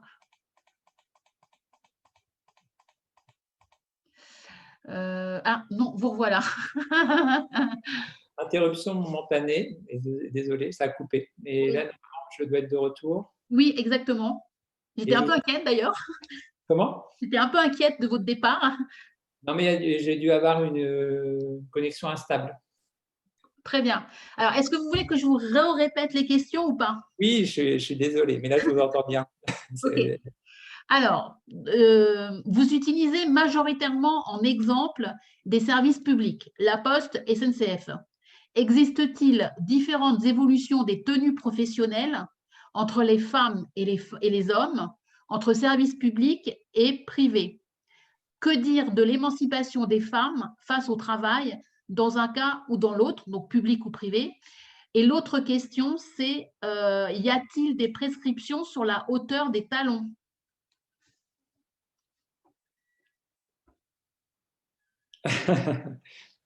Question intéressante. Alors, concernant le privé, finalement, les compagnies de chemin de fer, elles étaient privées dans un premier temps, avant de passer avant 38, elles étaient privées. Donc là, on a bien le passage du privé au public, ça ne change rien, en fait, sauf dans les années 30, au moment où on donne une blouse aux femmes. Il y avait certes l'État qui qui avait son regard sûr, mais il faut savoir que les conseils d'administration étaient peuplés d'hommes qui étaient passés par les grandes écoles militaires et qui étaient passés par l'armée. Ils étaient obnubilés par l'uniforme. Concernant les évolutions, en fait, c'est les évolutions en termes d'émancipation. Alors, les évolutions des tenues professionnelles entre les femmes et les hommes, entre service public et privé. Est-ce qu'il y a vraiment des différences dans le service public par rapport au privé? Mais j'ai étudié aussi, là je vous ai pris ces exemples-là, et puis c'était commode parce que c'est les seules entreprises pour lesquelles on a des archives sur le temps long. On a des archives sur 140 ans, enfin même j'ai les premiers règlements des années 1830 pour les PTT et les compagnies de chemin de fer dans les années 1840, on a les règlements de vêtements, donc c'est commode. Les entreprises privées, ça dépend en fait si on est face à un public ou pas. Ce qui va jouer, c'est le contact avec le public, parce qu'on va prendre conscience relativement vite que les individus qui sont en contact, hommes comme femmes, en contact avec le public, et c'est certainement ce qui a présidé à l'habillement des femmes dans les grands magasins, il faut que ces personnels d'entreprise soient identifiables pour qu'ils puissent être au service d'eux, jouer sur l'image de marque, être un personnel qualifié, etc. Donc ça va jouer, et ce vêtement image, on le trouve jusqu'à l'heure actuelle. Il y a depuis les années 1990 un recours aux vêtements images qu'on utilise notamment dans les grands magasins, vous allez à Carrefour ou je ne sais où, depuis les années 90, dans le cadre de la concurrence, on va utiliser du vêtement image. La plupart du temps, ce n'est pas un vêtement professionnel, ça n'en a pas forcément besoin. Elles n'usent pas forcément plus leurs vêtements apparents en étant à la caisse ou peut-être dans les rayons, mais c'est essentiellement du vêtement image pour qu'on puisse les repérer. Et du coup, on va leur faire porter des couleurs d'entreprise. Et ça a été initié par des entreprises comme les services postaux. Créer une couleur d'entreprise, des couleurs qui sont déposées avec un code Pantone, etc. C'est d'ailleurs pour cette raison qu'en 1998, Ted Lapidus avait été choisi par les facteurs pour représenter la marque La Poste. Le problème, c'est que Ted Lapidus avait utilisé un bleu très foncé qui tirait vers le noir et qui faisait penser à n'importe quel employé d'un commerce, d'un grand magasin, des grandes surfaces. Et ça avait fait scandale, il y a eu un scandale au niveau de la direction, tout simplement parce qu'on perdait l'identité visuelle de La Poste. Et ça, c'est un problème. Et on s'est rendu compte que les employés, parce que maintenant, La Poste, c'est une entreprise à un caractère public, mais privé quand même. Et donc, depuis les années 1990, on s'est aperçu qu'il n'y avait pas de culture d'entreprise de la part des employés, parce qu'il n'y avait pas cet attachement aux couleurs, celles qu'on avait voulu faire porter depuis quelques décennies. Parce que le jaune La Poste, c'est aussi une invention du XXe siècle. Avant, on utilisait plutôt du vert. Et donc, ça joue. Il y a donc cette histoire de concurrence et de contact avec le public. Et puis après, il y a une autre donnée fondamentale, et celle-là, elle va toucher davantage le champ du privé dès la fin des années 1880-1890. C'est la question des risques et de la prise en compte des dangers dans les entreprises. Et il y a des débats dès les années 1880 à la Chambre des députés concernant la question de la responsabilité. Qui est responsable en cas d'accident? Il faut savoir que dans les usines, finalement, ce monstre pour certains et cette modernité pour d'autres, les usines au 19e siècle, c'est un organe qui est tout à fait nouveau, innovant, dépend à quelle échelle, mais point de vue de l'humanité, ça l'est en tout cas. Et il s'avère qu'il y a de très, très nombreux accidents avec la mécanisation. Et le problème, c'est la responsabilité. Est-ce que c'est l'ouvrier qui doit se vêtir lui-même, mais il faut l'éduquer pour qu'il attache ses vêtements ou ses cheveux. Il faut qu'il ait des vêtements appropriés pour pas que ça flotte, sinon ils peuvent être facilement happés dans les engrenages. Et s'il se fait arracher un bras, parce que ça arrive souvent, qui est responsable? Est-ce que c'est l'ouvrier qui ne s'est pas tenu correctement en fonction des recommandations, mais s'il n'a pas les moyens d'acheter un vêtement? Donc la question, c'est est-ce qu'on doit fournir un vêtement? Doit-il être obligatoire? S'il est obligatoire, il doit être gratuit? Est-ce que c'est le patron? Alors ça va durer pendant des décennies. Et finalement, les premiers à être obligés de fournir dans le privé un vêtement pour les hommes, parce que c'était encore des hommes, c'est pour tout ce qui est en lien avec le blanc de céruse. Parce qu'on s'était aperçu que les femmes qui ne travaillaient pas sur les lieux où on employait le blanc-céruse étaient quand même contaminés parce que leur mari apportait les vêtements chez eux pour les nettoyer. Avec les poussières, elles tombaient quand même malades. Donc, ça, c'est une prise en compte. La question des dangers, la question de l'exposition. Enfin, c'est une forme d'exposition, hein, l'exposition des corps au danger et l'exposition des corps au public. C'est dans ce cas-là qu'il y a une prise en considération. Concernant l'émancipation des femmes, si on considère que ne pas avoir un vêtement imposé, c'est une forme de liberté, on pourrait considérer que leur émancipation, elles étaient émancipées avant de rentrer dans les clous d'un vêtement imposé. Ça dépend comment on voit les choses. Je suis un peu provocateur en le disant, mais de pouvoir porter ce qu'on veut, ça peut être un avantage. Quoique dans le monde de l'entreprise, après, porter ce qu'on veut, c'est être capable de subir le regard du voisin, du collègue, du patron, du client, éventuellement de la famille avant de partir travailler, dès lors qu'on met un vêtement qui pourrait être un peu détonnant par rapport à quelque chose de plus neutre qui nous permettrait de passer entre les mailles du filet et surtout inaperçu. Donc, la question de l'émancipation, de ce que j'ai pu voir et de ce que j'ai pu lire, parce que bien évidemment, je n'ai pas consulté les archives, j'en ai fait de très nombreuses entreprises, dans le privé comme dans le public. C'est essentiellement au cours du second XXe siècle, mais ça dépend vraiment des métiers, parce que quand on impose d'un seul coup une blouse aux femmes, certains peuvent dire que c'est un avantage parce qu'au moins elles ne se salissent pas. Mais les hommes, on leur imposait à ce moment-là aussi, aux chèques postaux ou bien au guichet. C'est assez variable, ça dépend vraiment de quel point de vue, mais c'est plutôt au cours du second XXe siècle qu'on pourrait considérer. Ça dépend comment. Je n'arrive pas à cerner le mot émancipation, parce que finalement, le corps est empêché parce qu'il n'y a pas de vêtements. On leur interdit les carrières. En tout cas, les carrières, même celles qui les font ou qui obtiennent des promotions, elles sont moins visibles. Elles ne peuvent pas se renarcissiser comme certains hommes qui arborent leur képi avec leurs feuilles de chêne en plus, si tant est que les employés étaient capables de le lire. Parce que finalement, après, c'est quand on monte dans les échelles qu'on est capable de lire les différences. Parce qu'après, ceux qui restent dans les échelles moyennes ou inférieures, ils voient que ce sont des gens qui ont reçu des honneurs ou des promotions, mais ça ne peut pas forcément lire le grade. Donc, je ne sais pas si le fait de pouvoir porter un vêtement, c'est l'émancipation. Après, le fait de pouvoir porter ce qu'on veut, je crois que c'est impossible, parce que de toute façon, on est quand même corseté. On est corseté par ce qu'on est, notre éducation, le regard. Il suffit d'un regard, il n'y a pas besoin d'avoir un long règlement intérieur pour se tenir à carreau, c'est le cas de le dire. Et il y a aussi la question de notre corps aussi. Enfin, qu'est-ce qu'on veut cacher, ça dépend de notre forme. Il y a un jour, on va vouloir s'habiller comme ça, et puis un autre autrement. Si vous voulez avoir davantage de précision sur l'émancipation, il faudrait peut-être me donner davantage de grains à moudre sur la manière dont vous le définissez. Et concernant la prescription de la hauteur des talons, je trouve ça très très drôle, mais je n'ai jamais rien lu là-dessus. Mais maintenant que j'ai eu la question, certainement que j'y ferai davantage attention. Mais c'est très drôle finalement, la hauteur des talons. Après, il y a la question aussi d'apprendre à marcher avec des talons, ce qui n'est pas facile.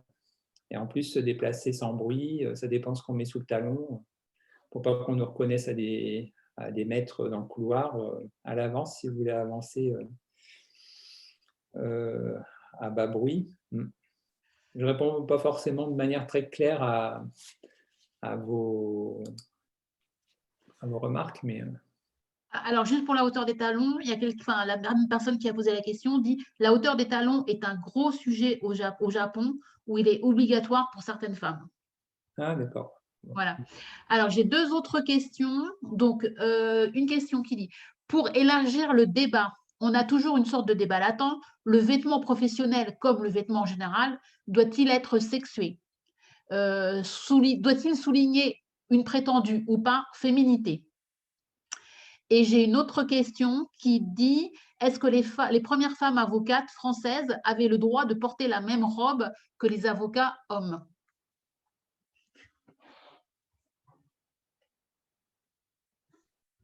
Alors, je vais évacuer la question de la robe tout de suite parce que je n'en sais rien. Je vous remercie pour votre question, mais comme Juliette Rennes avait travaillé là-dessus, je n'ai pas traité les robes d'avocat. Il fallait que je fasse des choix. Les avocats et les avocates, pour le moment, sont laissés de côté. Je ne me suis pas intéressé à leur... je suis désolé, je ne peux pas répondre à cette question. Savoir si le vêtement en général et le vêtement professionnel doit être sexué, n'emploierai pas ce verbe-là. Il peut. Doit, je ne sais pas. Il y a évidemment des professions. Il y a certains règlements intérieurs qui exigent, par exemple, le tailleur. Et dans certaines banques ou sur certains sites où il y a l'accueil, et ça peut être précisé dès lors que c'est écrit dans le règlement intérieur au moment où vous signez le contrat de travail, de vous y astreindre. C'est un uniforme comme un autre, à mon sens. Après, je considère que les bas font partie de l'habillement et si vous mettez des bas opaques, ils peuvent jouer aussi sur la couleur des bas et la densité des bas pour savoir si on doit avoir la chair ou pas, s'ils doivent être de couleur chair ou non. Mais finalement, on peut être couvert complètement, si ce n'est que vous dévoilez davantage vos formes corporelles, puisque le bas, il épouse le corps. Il y a donc de ce point de vue, et puis après, il y a des tenues qui étaient très contraintes, celles des hôtesses de l'air. Et les hôtesses de l'air sont à la fois des mamans, enfin, elles étaient pensées comme étant des mères, des infirmières et des protectrices dans les années 40, au moment où il fallait rassurer les clients. Il fallait à tout prix remplir les avions et les gens avaient plutôt peur. Le vêtement sexué, de toute façon, moi personnellement, un vêtement masculin ou féminin, on attribue des critères A, mais on peut naviguer entre vêtements sans problème. Après, c'est le placement des poches qui fait que, notamment sur les jeans, on se dit c'est plutôt un vêtement de femme que d'homme, mais et à part la robe, la jupe, qui sont très marquées, en tout cas dans nos sociétés ou dans... Et moi, je connais des garçons, j'ai des étudiants ou des élèves qui en mettent, ça passe. Il n'y a pas de remarque en particulier. C'est le mot devoir, là. Enfin, le vêtement professionnel ou le vêtement général doit être sexué. Je ne sais pas ce que vous entendez par doigt. Je pinaille peut-être un peu sur les mots, mais je ne pense pas que ça doit être une injonction. Après, Ok. Peut-être que la personne qui a posé la question sur le vêtement sexué peut-il peut-être préciser sa question?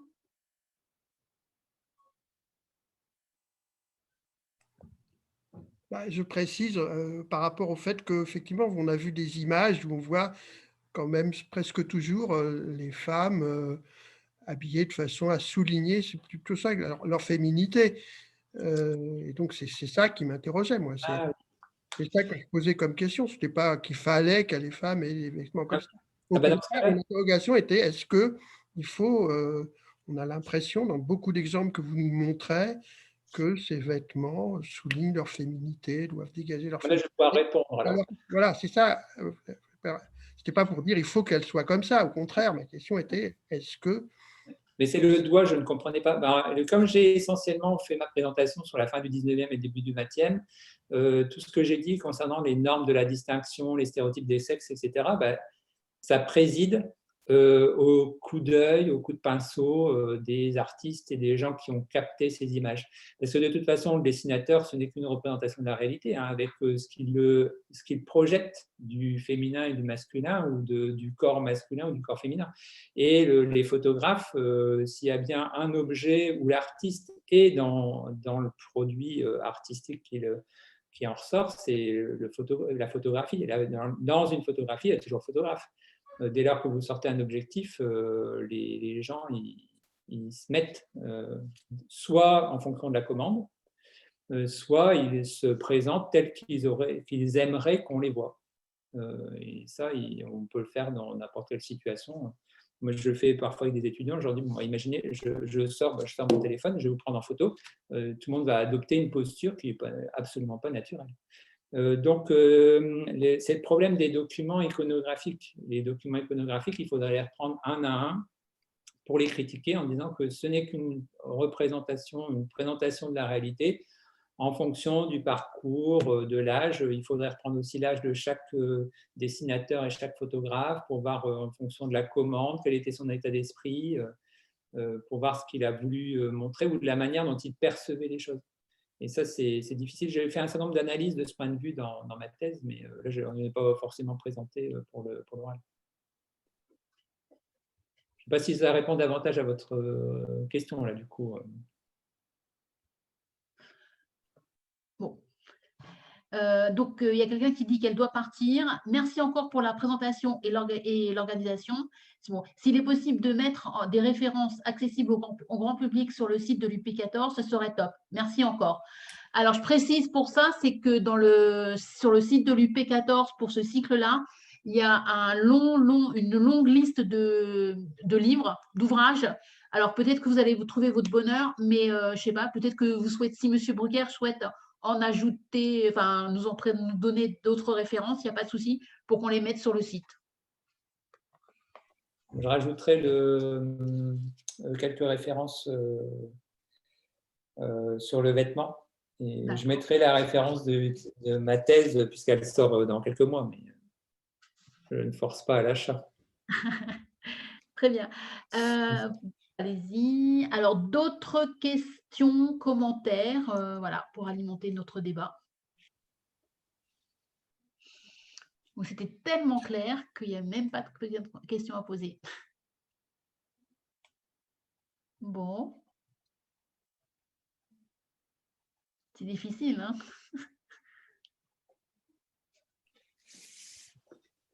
Bon. C'est un objet banal et finalement complexe, ce vêtement. On a tous la chance de le toucher de près ou de loin. Mais... c'est l'indistinction aussi.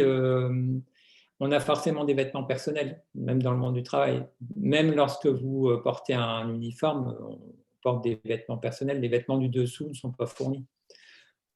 J'aurais pu parler des... Les articles chaussants sont rarement fournis, ce sont des indemnités, mais après, tout ce qui est lié au confort ou aux formes que vous renvoyez, les formes corporelles que vous renvoyez en termes d'image auprès de ceux qui vous regardent, vous pouvez jouer là-dessus en desserrant la ceinture, en le faisant retailler, resserrer, en mettant des couches en dessous s'il fait froid, des vêtements plus confortables pour être plus à l'aise. Bon, bah, quelqu'un insiste sur cette robe d'avocat. Donc, rien sur la robe d'avocat portée par les hommes. Eh bien non, parce que j'ai passé beaucoup de temps, mais il a fallu que je fasse des choix. Je regarderai, mais il faut peut-être aller voir du côté de Juliette Rennes. Elle en parle certainement. Elle n'a pas travaillé sur le vêtement d'une manière générale, mais elle n'a pas traité le vêtement de manière en particulier, mais je vais vous donner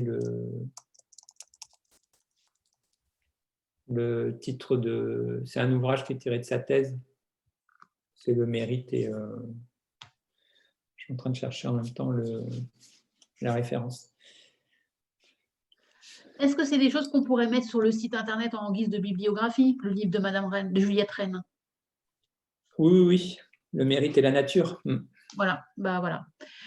Alors, j'ai une question. Alors, ouais, ah oui, alors, question locale. Quid de la femme du 14e dans l'image que vous avez montrée? Vous avez l'image avec les 20 arrondissements et la présentation des femmes, des métiers des femmes dans le 14, enfin, dans les 20 arrondissements. Vous vous êtes arrêté sur le 6e. Mais comme nous, on est du 14e, on aimerait bien un peu savoir. Ah oui, mais j'ai pas tilté avec le 14e. C'était le vêtement d'abord. Donc, je regarde. Ouais. Et peut-être refaire un partage d'écran s'il y a nécessité pour que tout le monde puisse voir. Oui. Alors, comme c'est écrit en petit, moi, je vais le reprendre aussi sur mon autre ordinateur pour pouvoir D'accord. pour pouvoir le commenter en même temps. Alors, je me l'envoie sur un autre ordinateur pour que je puisse faire mon partage d'écran là.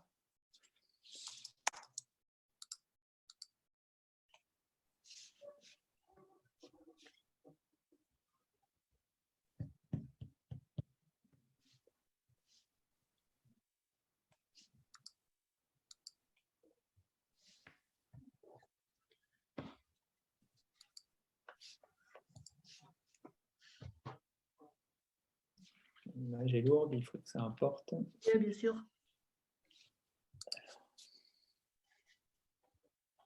Bon, en tout cas, je continue. Excellent exposé, structuré, approfondi. Merci et bravo. Voilà. Je vous remercie pour vos... Alors, je vous le partage. J'ai accès là ou pas? Ah, normalement, oui, je vous ai laissé co-animateur. C'est désactivé là pour le moment. Ah. Je ne sais pas trop comment faire. Alors, attendez, normalement, j'essaye de vous retrouver déjà dans la liste. Ouais, c'est bon. C'est bon. Oui, c'est bon. Hop.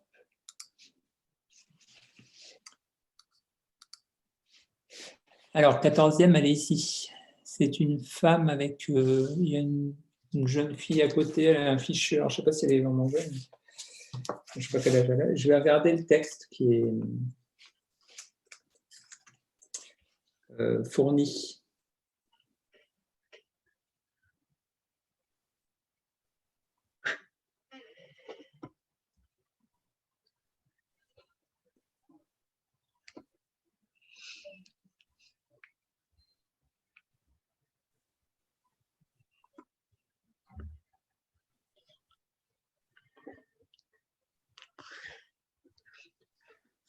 S'il y a d'autres questions en attendant, je peux y répondre. Alors, moi, du fait que le partage l'écran, ah si, je crois que je dois avoir encore la main. Non, pour l'instant, ça va. Alors, j'essaye de...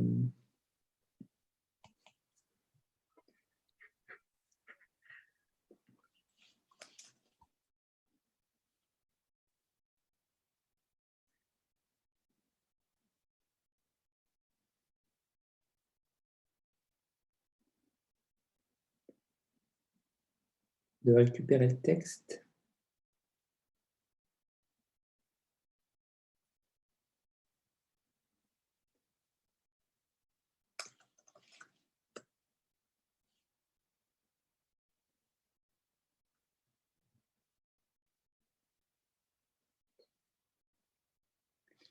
Alors,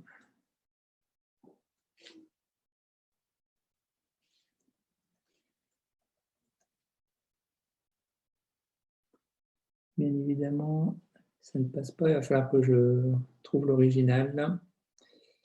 J'ai mis quelque part. Je vais essayer de voir si je l'ai dans mes fichiers sources parce que ça a été compressé.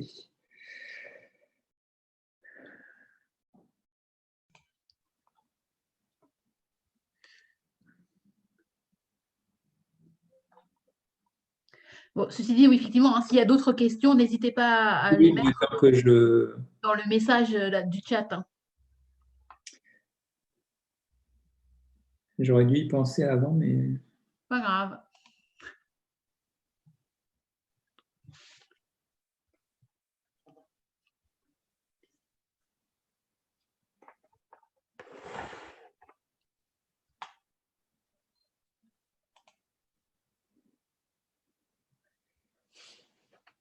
Comme il y a longtemps que je les ai classées, ces images-là, elles sont plus forcément...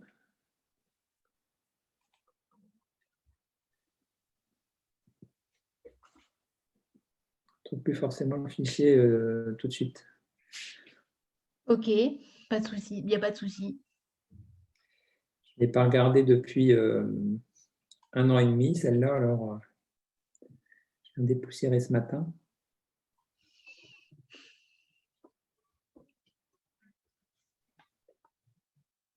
Pas d'autres questions? Ben non, pour le moment, non. Je ne vois pas de main qui se lève non plus. Bon, ben, j'espère que je vais trouver là dans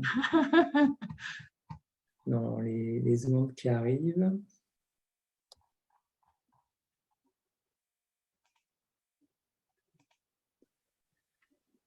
Sinon, il faudra que je fasse une recherche complémentaire. Ouais.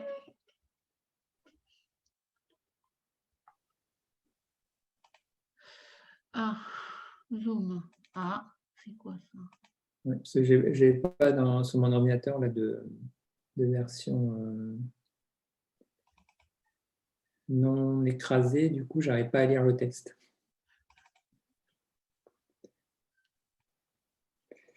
Je vais regarder si j'ai la référence.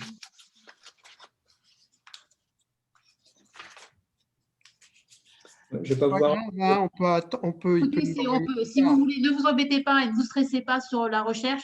On peut Ouais. si vous voulez nous la donner, nous l'envoyer plus tard, ça serait intéressant. Oui. Je vous enverrai moi la référence, mais je vous renverrai la. En tout cas, je ne sais pas si vous voyez Si, on voit l'image, enfin, on voit votre curseur. Ouais. Ce qui est intéressant, c'est effectivement le commentaire. Bon, mais vous ne stressez pas et prenez le temps de la recherche et puis vous l'enverrez. C'est la femme d'employé. Ah, c'est donc Demi-bourgeoise, c'est la femme d'employé. Demi-bourgeoise, demi quelque chose. Écoutez, prenez le temps de la recherche et puis vous m'enverrez la référence et je la ferai passer sur sur le site. On se débrouillera pour la faire passer. Je vais retirer le partage d'écran. Je vais essayer une dernière chose. J'ai retiré le partage d'écran, là? Oui. Oui, c'est bon. Ouais. Je vais essayer une dernière chose parce qu'il se peut quand même que je l'ai sur cet ordinateur-là. Je vais vous faire compliqué, mais Il y a quelqu'un qui vient d'envoyer un fichier zoom.odt. Je ne sais pas ce que c'est parce que moi, je n'arrive pas à l'ouvrir. Donc, si la personne pourrait expliquer ce que c'est.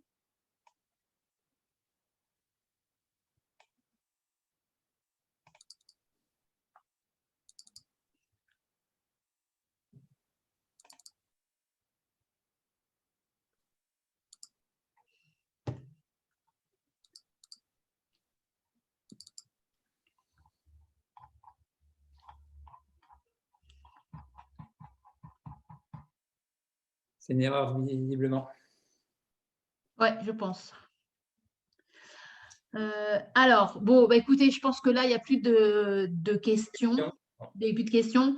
En tout cas, je vous propose, c'est qu'on on termine, on clôture cette séance. Un très grand merci. Et ceux qui veulent applaudir M. Brucker, ne se gênent pas. Voilà.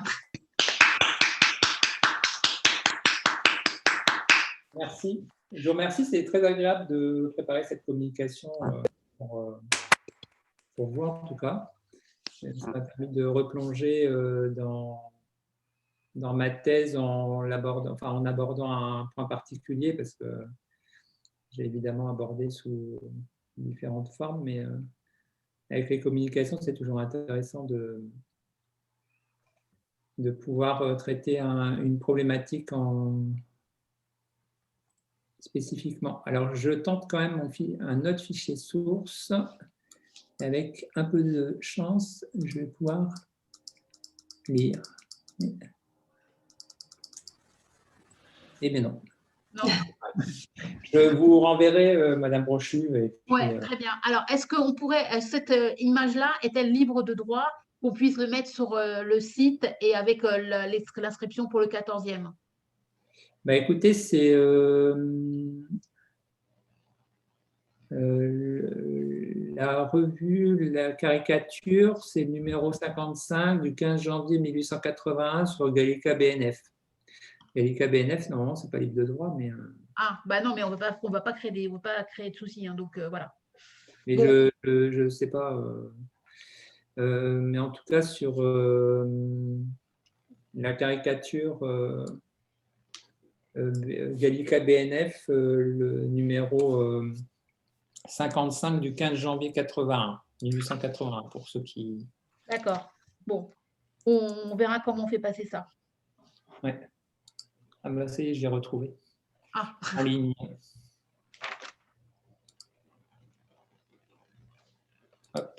je vais peut-être pouvoir vous répondre D'accord. sur le champ. J'y tiens, ça Oui. m'embête de ne pas avoir trouvé. Et c'est une source intéressante, hein, hop. Bon, ça y est, là maintenant je l'ai. Je suis en train de la télécharger pour zoomer. Je vais pouvoir vous dire. Alors, le 14e, observatoire. La femme d'employé, demi-bourgeoise, demi-manante. 1500 francs pour vivre et s'amuser à 7. Le père, la mère et 5 enfants. Il ne faut pas trop faire la dame, bien qu'on ne soit pas des ouvriers. Bon, si vous voulez Vaugirard, il y a la maraîchère, hein, une paysanne qui est une parisienne les dimanches et fête. Travaille le fumier pendant le jour et lit Zola pendant la veillée. Bon. Mais vous pouvez retrouver facilement sur Gallica. Vous tapez la référence que je vous ai donnée, ça vient tout de suite. Ok, très bien. Merci beaucoup. H5. Impeccable. Un très grand merci. Surtout pour avoir un peu, voilà, c'était prévu à 2, vous avez fait ça tout seul, et donc ça vous a donné un peu plus de travail. Eh bien, je vous remercie vraiment beaucoup. Je vous en prie, je vous souhaite une bonne fin de journée, une bonne fin de semaine. Merci à vous. Merci, merci, au revoir. Au revoir. Et au revoir.